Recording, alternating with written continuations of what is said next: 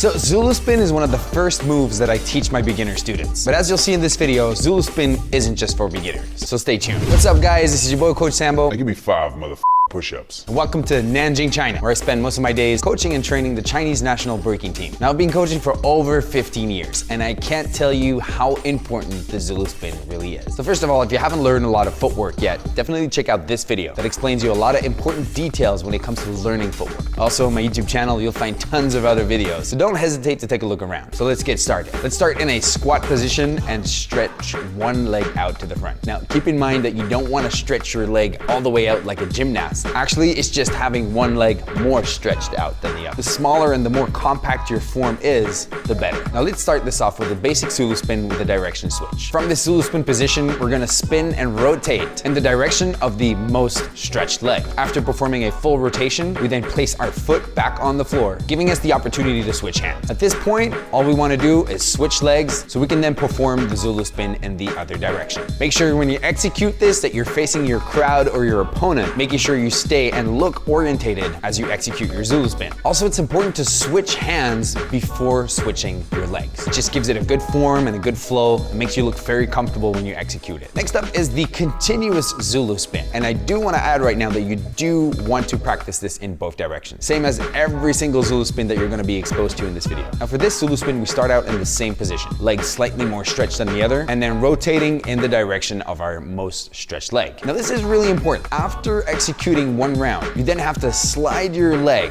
1/4 of a circle in that same direction. Only then are you ready to execute the second Zulu Spin. The same thing happens after that. Rotate, spin, rotate, spin. Rotating after each spin is the key to making sure that your Zulu Spin stays on one spot. What you don't want to be doing is doing like 3 or 4 Zulu Spins, traveling off the stage, or in the worst case, crashing into people as you execute it in a cipher. Now, I'm not saying you're not allowed to travel at all. If you wish to create a traveling Zulu Spin, which would be your own variation, be my guest. But this is the traditional way of executing a Zulu Spin. One of the tricky parts is to try and find that natural flow when executing it. Also, when you finish up your Zulu Spin, keep spinning as you finish up your move. Now, in the beginning, you might get kind of dizzy from executing this. And that's basically just Mother Nature telling you that you still need a little practice. And don't worry about it. The dizziness will fade with time. Now let's talk variations. Let's start off with 3 basic variations that are pretty traditional and common in a way. But to be honest, today in 2023, I don't see that many people actually use them. So the value kind of goes up. First one is executing a Zulu Spin with one hand. And I believe the easiest one is placing your hand on the floor of which the direction you have chosen. For example, if you're executing your Zulu Spin to the left, then it would be keeping that left hand on the floor. That would give you access to the easiest one-handed Zulu Spin. Now when executed with one hand, you want to rely more on those legs. And luckily, during the Zulu Spin, both feet are on the floor for a great majority of the time. So put more weight onto those feet. Also, with a one-handed footwork, your other hand is free. So try and find that perfect place and position to display that you have an eye for detail and give you that perfect form. It can't hurt. Try and find your own way of doing it. Because in this breaking game, you want to learn how to cook your own. Second variation is also a one-handed Zulu Spin, but doing it with the opposite hand. This one will require a little bit more skill and effort as you shift more weight onto your feet and legs, giving you access to this move. Same thing here, one hand free, watch the details. Let me remind you that a one-handed Zulu Spin with your left hand or your right hand should also be learned and trained in the opposite direction. So that gives you 4 types of one-handed Zulu Spins. It's a lot to practice. So don't be stingy on your practice sessions.